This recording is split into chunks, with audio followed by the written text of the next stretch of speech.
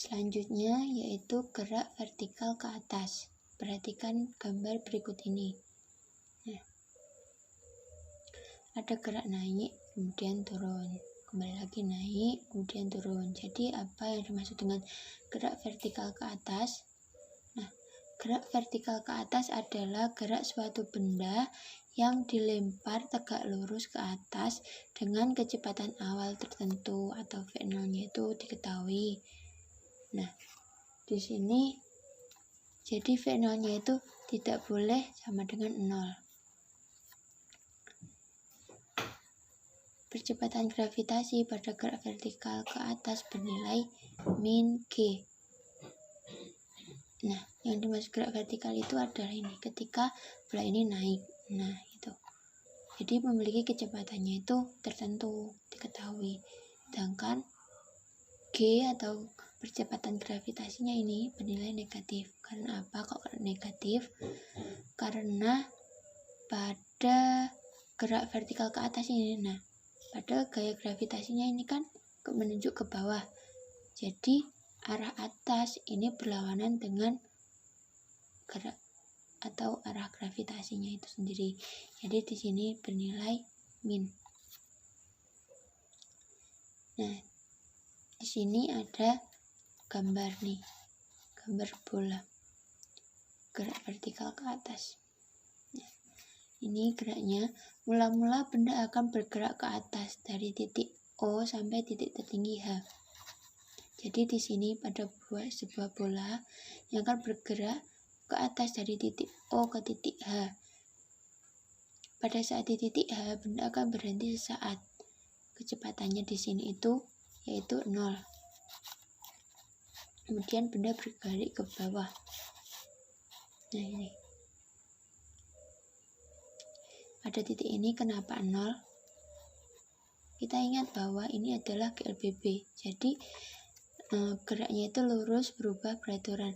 Dari 0 sini, kemudian naik ini adalah geraknya itu diperlambat. Karena apa? Karena perlawanan arah gravitasi ini menyebabkan semakin ke atas ini adalah pergerakan bolanya itu semakin lambat dan akhirnya pada titik puncak di sini nilainya 0.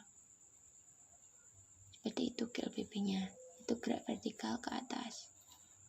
Kemudian setelah ini 0, tidak memiliki kelajuan lagi, dia akan turun lagi ke bawah. Nih. Nah, seperti itu. Contohnya,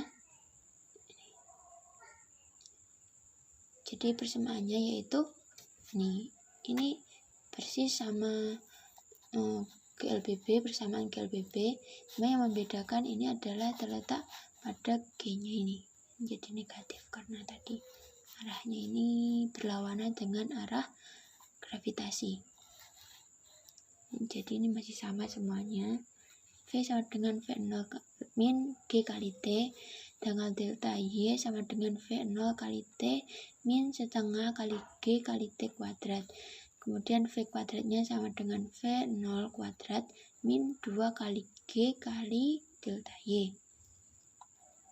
Selanjutnya yaitu ini tinggi maksimum. Jadi saya jelaskan kan, suatu gerak ini akan mencapai pada tinggi maksimum atau Hmax. Di sini jarak yang ditempuh hingga titik tertinggi. Di sini titiknya. Kita menggunakan persamaan yang ketiga tadi. V kuadrat sama dengan V0 kuadrat min 2 kali G kali delta Y. Di sini karena V-nya itu bernilai 0, di sini kita masukkan 0. Sama dengan ini kita operasikan seperti biasa ya. Dan akhirnya ini ke sini menjadi pembagian. Nah, sehingga tinggi maksimum dari gerak vertikal ke atas adalah delta Y sama dengan V0 kuadrat per atau dibagi 2 kali G. Nah, itu untuk mengetahui titik tertinggi dari suatu gerak benda. Kemudian yang kedua yaitu selang waktu dari titik awal pelemparan sampai titik tertinggi. Jadi dari titik O sampai ke titik H. Nah, ini kita menggunakan cara yang kedua, yang pertama, yaitu V sama dengan V0 min G kali T. Nah, V-nya 0, kita operasikan V ke sini. Nah, akhirnya ditemukan T sama dengan V0 dibagi dengan G. Seperti itu.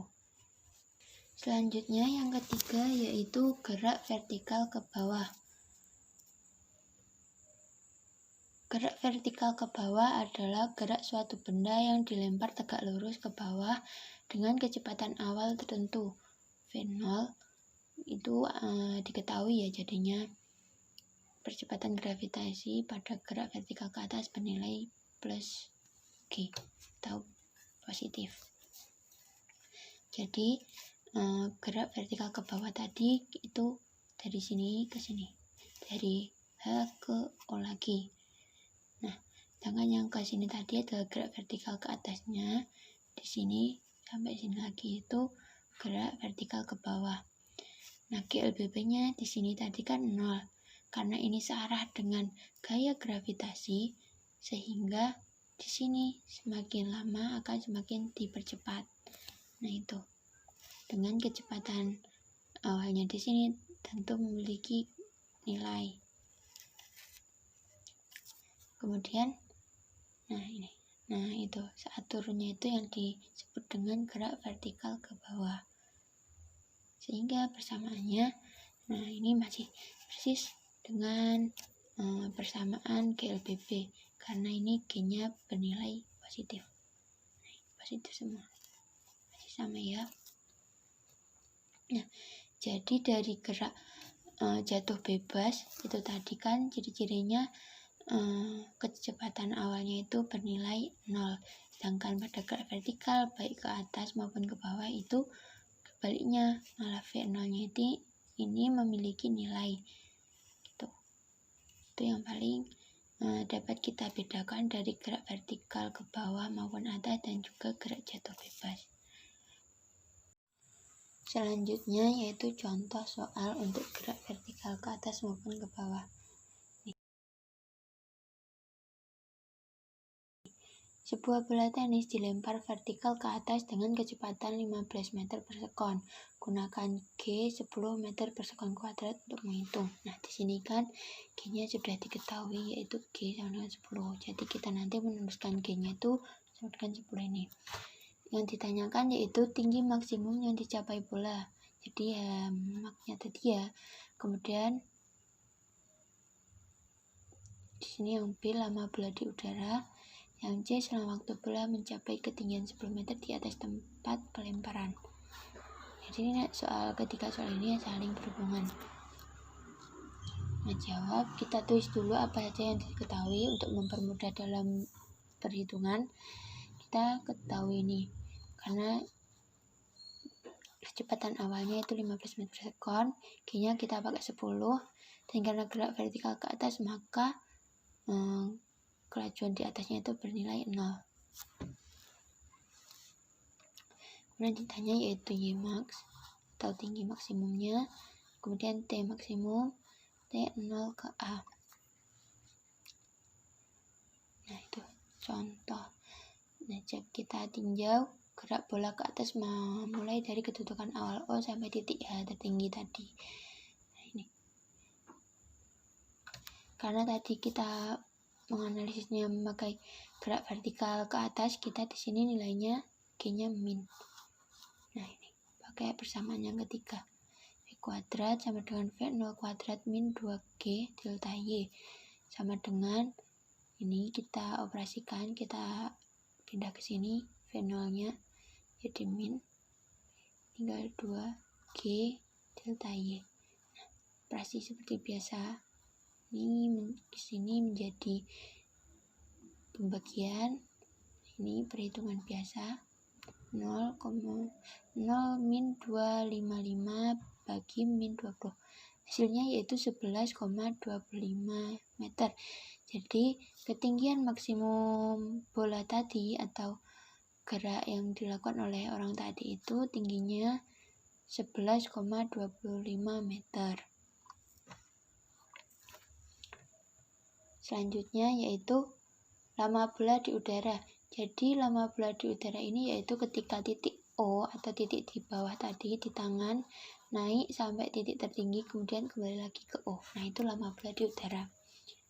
Jadi kita di sini menggunakan persamaan yaitu selang waktu untuk naik itu sama dengan selang waktu turun.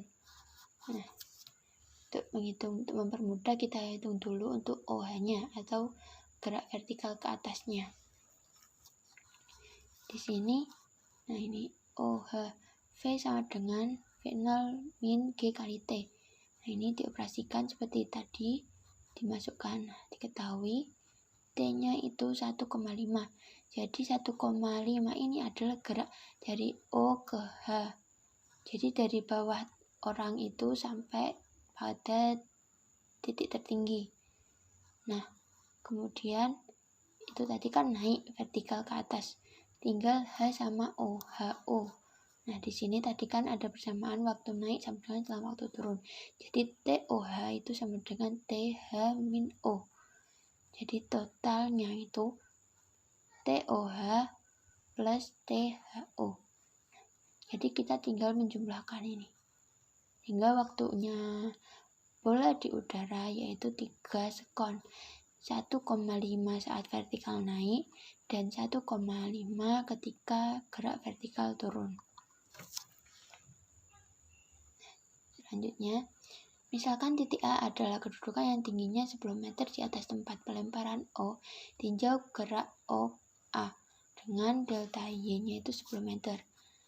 Di sini, ini adalah posisi di mana bola bergerak sejauh 10 meter.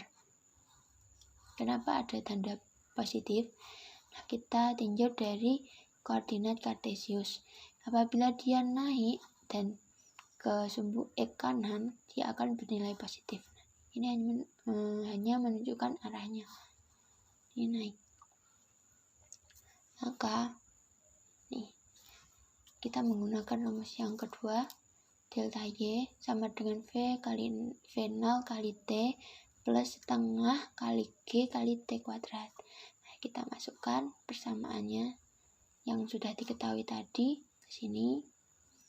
Nah, hasilnya adalah 10 sama dengan 15T min 5T kuadrat. Ini kita sama dengan kan 0. Nah, ini 5T kuadrat menjadi positif, 15T menjadi negatif, 10-nya tetap. Nah, karena ini adalah bilangan yang dapat disederhanakan, maka kita sederhanakan dengan bilangan paling sederhana, yaitu 5 itu dapat dibagi dengan 5 jadi 1. Kemudian 15-nya ini dibagi 5 tinggal 3, 10 bagi 5 adalah 2. Setelah itu kita faktorkan. Kita menghasilkan T itu min 2 dan T min 1. Nah, selanjutnya ini kita cari nilai T-nya, yaitu T kita menghasilkan 2 dan T menghasilkan 1. Apa kok ada 2 nilai padahal kita kan hanya mencari 1? Ya, betul sekali. Ini saling berhubungan. Jadi maksudnya pada ketinggian 10 meter dicapai selama 1 sekon saat bola naik dan dicapai 2 sekon saat bola bergerak turun. Ingat bahwa ini adalah ketinggian yang sejajar. Jadi ketika bola naik itu sama dengan bola turun. Jadi ketinggiannya kita ini di sini menghitung 2 kali, yaitu ketinggian ketika naik dan ketinggian ketika turun. Jadi pada 1 sekon ini saat bola naik, jadi 0 sampai A ini adalah 1 sekon. Tuh. Kemudian capai 2 sekon saat bola bergerak turun. Nah, ketika bola ini ke A terus kemudian ke bola sebelahnya ini, nah itu butuh waktu 1 sekon juga. Kemudian bergerak turun ke titik O itu adalah 3 sekon. 1 sekon maksudnya. Jadi totalnya ini 1, 2, 3. Ada 3 sekon. Tepat sama waktu yang pertanyaan B tadi, yaitu ada 3 sekon. Untuk bola berada di udara yaitu 3 sekon. Jadi 1 sekon tambah 1 sekon tambah 1 sekon.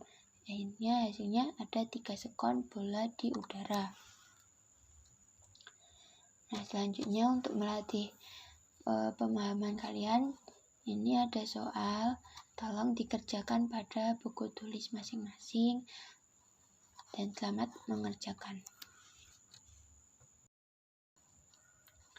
Alhamdulillah. Jadi, perbedaan yang menonjol yaitu apabila gerak jatuh bebas itu kecepatan awalnya itu adalah 0, sedangkan pada gerak vertikal ke atas maupun ke bawah itu memiliki kecepatan awal tertentu. Sedangkan pada hamak atau titik tertinggi dari gerak vertikal ke atas itu adalah 0. Baik, cukup sekian pembelajaran kita hari ini tentang gerak jatuh bebas, gerak vertikal ke atas, dan juga gerak vertikal ke bawah. Semoga pembelajaran hari ini bisa memberikan manfaat kepada anak-anak. Apabila saya salah kata dan salah dalam menjelaskan, mohon maaf sebesar-besarnya. Wassalamualaikum warahmatullahi wabarakatuh.